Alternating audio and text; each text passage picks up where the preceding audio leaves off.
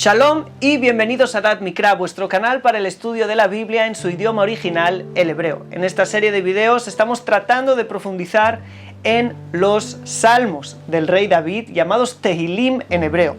Y hoy hablaremos del segundo capítulo de este libro. Me imagino que recordarás del video pasado, y si no lo has visto, te lo dejo por aquí, que existen varios tipos de salmos. Hay algunos que retratan la perspectiva de David acerca de algún evento que él mismo vivió. Otros nos quieren compartir una idea o concepto filosófico acerca de algo de la vida espiritual o de Dios o de la vida en sí. Y también hay rezos o alabanzas del rey David personales para con Dios. Este salmo es del primer tipo. Encontramos en el libro de Shmuel, el libro de Samuel, el segundo libro de Samuel, Shmuel Bet, en el capítulo 5, verso 17, Vaishmeu Felishtim ki mashchu et David lemelech al Israel, vaya'alu kol Felishtim levakesh et David. Es decir, y escucharon los filisteos que ungieron a David rey sobre Israel, y subieron los filisteos, ¿sí? Queriendo decir, subieron a las montañas de Judea, en donde vivía David, pidiendo a David, es decir, buscándolo para matarle. Así pues, este salmo fueron las reflexiones de David cuando el pueblo más poderoso de la región en ese momento salió a la guerra en su contra después de la coronación. Dice así el salmo: Lama rakshu goim uleumim yehegu rik. Es decir, ¿por qué se emocionan los pueblos y las naciones piensan vanidades, piensan cosas vacías? Vemos aquí que David habla sobre dos partes. Primero tenemos el pueblo, goy en hebreo. Dice así, Lama rakshu goim. Goim es el plural de goy, pueblo. Que, como ya explicamos en nuestro curso de hebreo bíblico, que te dejo más información acerca de él en la descripción del video en los links, la palabra goy viene de la palabra gavia, que significa cuerpo, o mejor aún, cadáver, queriendo decir que este es el aspecto físico de la nación. Y luego tenemos el león, dice el texto, uleumim yehegurek. León es un aspecto más profundo, ¿sí? Que nos habla de la parte más quizás incluso espiritual del término nación. Toda nación está su parte física y está su esencia, que es más espiritual, más elevada. Por eso estas dos palabras en hebreo. Nos está diciendo el rey David algo muy profundo. Nos está queriendo decir que hay dos motivos por los cuales los enemigos le atacan. Primero hay el motivo físico, y luego hay el que equivale a la palabra goy, y luego el motivo filosófico o espiritual. David no solo es atacado por su fuerza política, ¿sí?, sino también por sus ideas, ¿sí?, por su mensaje, el mensaje que él transmite como el rey de Israel. Y continúa el rey David diciéndonos: Itiatzevu malche eretz, veroznim nosedu yachat al Adonai ve al Meshijo. Es decir, separarán los reyes de la tierra y los nobles se reunieron juntos, ¿sí? Perdón por la redundancia, pero así es la expresión en hebreo, se reunieron juntos sobre Adonai y su ungido. La palabra Meshijo significa su ungido. Hay un par de aclaraciones técnicas que me gustaría hacer antes de analizar el contenido del versículo. En primer lugar, vemos que hay una mezcla entre los tiempos. Primero el rey David habla en futuro y después en pasado. Primero dice, separarán, itiatzevu malche eretz, es decir, separarán los reyes de la tierra. Y luego dice que se reunieron, veroznim nosedu yachat, los señores se reunieron juntos. Esto es muy común en el libro de Tehilim y en general en la poesía del Medio Oriente de esa época. Pero muchos quieren interpretar esto diciendo que David, de hecho, nos está indicando que esto ya sucedió, pero también sucederá de nuevo, siendo una especie de profecía. Pero por ser que nuestra meta es dar un pantallazo del capítulo, nos atenderemos a la explicación más básica por ahora. En segundo lugar, la palabra Meshijo seguramente En otras traducciones dirá su Mesías. Me gustaría aprovechar esta oportunidad para explicar qué significa esta palabra. Los reyes y sacerdotes de Israel, al tomar su puesto, eran ungidos con Shemen HaMishcha, el aceite de la unción, y de ahí la palabra Mashuach, que significa el que fue ungido, que devino simplemente a la palabra Mashiach, que significa ungido. En este contexto, David se refiere al rey, es decir, a sí mismo, como su Mashiach. Ahora sí, sobre el contenido del versículo mismo, por ser que David hizo la distinción entre pueblo y nación, según nuestra interpretación, haciendo referencia a los dos planos, ¿sí?, y a los dos motivos para justificar la guerra en su contra, continúa dividiendo el siguiente versículo también en dos aspectos. Por un lado están los reyes de la tierra, que es algo político y terrenal también, y por otro lado están los señores o los nobles, ¿sí?, que suenan menos ligado a la política y al mundo físico, ¿sí? Ambos salen a la guerra contra Dios, que obviamente es espiritual, y contra el rey de Israel, que se supone debe llevar adelante las políticas de la Torá en este mundo. Ok, entonces vemos de nuevo que hay dos tipos de gobiernos peleando, uno contra Dios y contra el rey David. Quizás podríamos decir que hay uno terrenal y político y otro espiritual, ¿sí?, que hacen pelea contra Dios, es decir, contra el mundo espiritual, y otro contra David aquí abajo en el mundo material. ¿Y qué es lo que dijeron estos enemigos del rey David? Nenateka et moserotemo venashlicha mimenu avotemo. Es decir, cortaremos nuestras sogas y nos sacaremos de encima sus cuerdas. Aquí David está usando una conjugación poética que cayó en desuso con el correr de las épocas. Hoy en día no diríamos nenateka, sino nenatek, ni tampoco moserotemo, sino moserotam. Pero recuerden esta conjugación, porque es muy usada en el libro de los Salmos. Nuevamente David habla de dos anhelos de sus enemigos: cortar las sogas y sacarse de encima las cuerdas. Los comentaristas destacan que las sogas generalmente son menos fuertes que las cuerdas. Según esto, podemos interpretar, continuando con nuestra interpretación de antes, que los enemigos de David querían librarse de David matándolo, de ahí la primera soga que dice cortaremos, y además librarse no solamente de David físicamente, sino de la parte espiritual de David, del mensaje del Dios de Israel, que a sus ojos, ¿sí?, lo que hacía era atarlos, tenerlos presos como cuerdas. Pero aquí no estaban hablando de algo físico, y por lo tanto es algo absurdo de hablar de cortar nuestras cuerdas, sino nos las sacaremos de encima, y eso tiene mucha lógica. Además habla de cuerdas más grandes, porque entendieron que el yugo espiritual en el cual David está sometiendo al mundo con su mensaje es mucho más fuerte que su yugo político. Y ahí David nos dice: Yoshev bashamai mishak Adonai ilag lamo.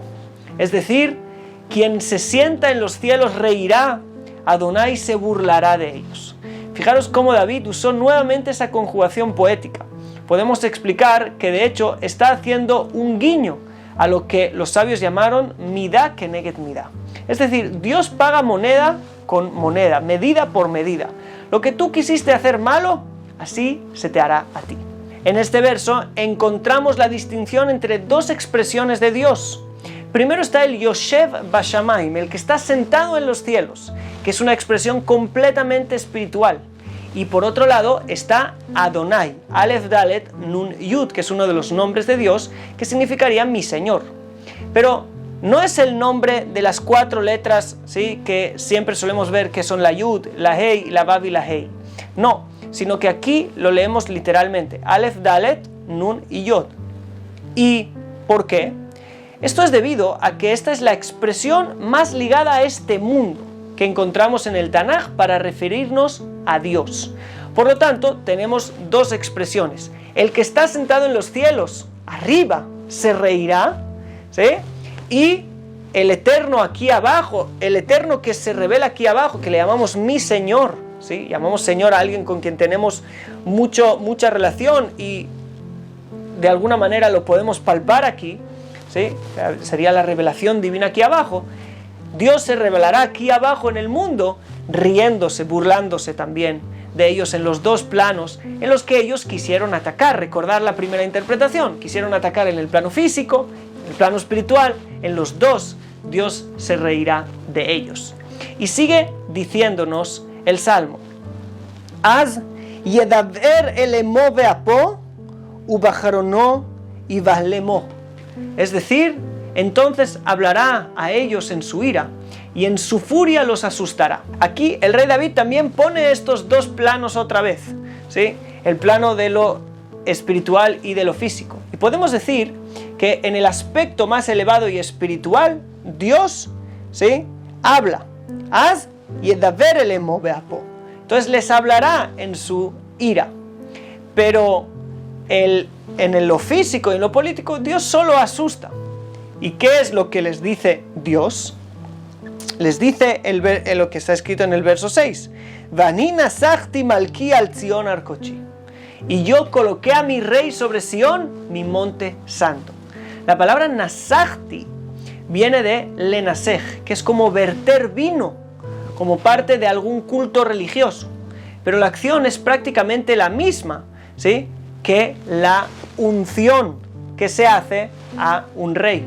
Motivo por el cual la palabra Nasij en la Torá, en el Tanaj, habla también de los reyes y de los señores, de los príncipes, ¿sí? Aunque hoy se habla de los príncipes, pero allí se hablaba también aparte de los reyes en el Tanaj.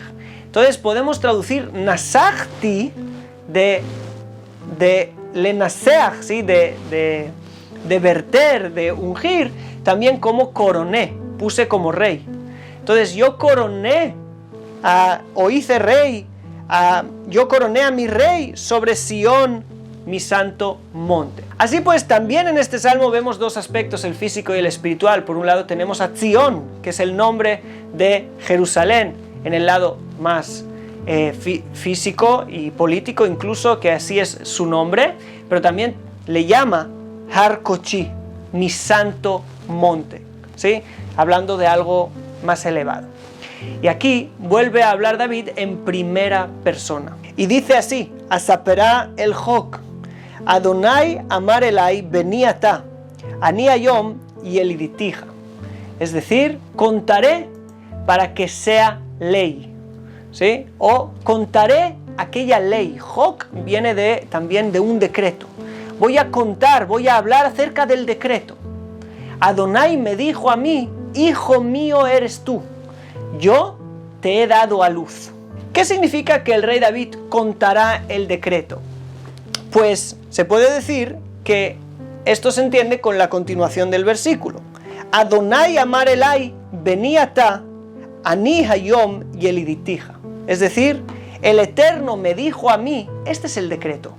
El Jok es el decreto divino que va más allá de la comprensión. Hay varios tipos de expresiones para hablar de leyes y decretos, ¿sí? Hay mishpatim, ¿sí?, que son otro tipo de decretos que suelen ser los más sociales y los más comprensibles, pero están los hukim. Los hukim son aquellos decretos que son, por ejemplo, como la vaquilla roja en la Torah, que no tienen motivo. Y aquí dice el rey David: Asaperá el Jok, voy a contar el decreto. ¿Cuál es el decreto? Que hoy Dios me ha dicho a mí: tú eres mi hijo, ¿sí?, yo hoy te di a luz. Se explica que cuando los reyes llegan al trono son como nuevas personas nacidas de nuevo, ¿sí? Está escrito también en la historia que los reyes al llegar al trono se cambiaban de nombre. Si bien no encontramos algo así en el Tanaj, sí encontramos esa idea de que ahora el rey pasa a un estatus completamente nuevo, donde pasa a hacer las políticas de Dios en el mundo, pasa a representar a Dios aquí en este mundo. Por lo tanto, dice el rey David: no os penséis que es algo mío, que yo me he hecho rey, si me queréis atacar a mí por un motivo político, no os penséis que es así. El motivo por el cual yo soy rey es un Jok, es un decreto divino que va más allá de cualquier explicación. Dios me eligió a mí y me dijo: tú vas a ser mi hijo, tú eres mi hijo, tú eres el rey de Israel, ¿sí?, y tú eres esa representación de mi dirección en el mundo, por eso es que se llama mi hijo, y yo hoy te di a luz. Yo hoy dije que vas a ser esa persona que llega a ese nuevo nivel, que nace a ese nuevo nivel. Y nos sigue diciendo el próximo verso. She'al mimeni ve'etena goim nachalateja ve'achuzateja b'se'aretz.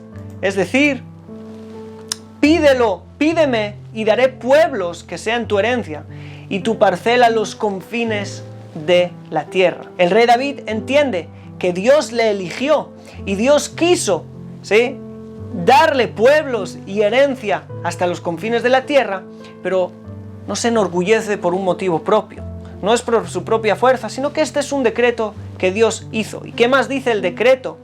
Teroem beshevet barzel kichli yotzer tenapetzem. Es decir, estremécelos con palo de hierro, como utensilio de arcilla, hazlo estallar. Nuevamente vemos que Dios devuelve moneda con moneda, usando dos términos para las intenciones de los Pelistín, de los pueblos que atacaban a David en los dos ámbitos, el físico y el espiritual.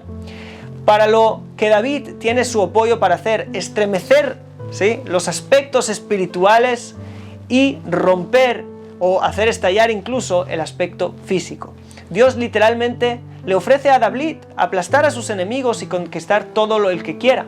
Pero David aprovecha esto para hablar a sus enemigos. ¿Y qué le dice? Ve'ata melachim askilu y basru shoftei haaretz. Es decir, y ahora reyes entiendan y reciban reproche jueces. ¿Sí? En este contexto quiere decir a los líderes, ¿sí?, jueces de la tierra.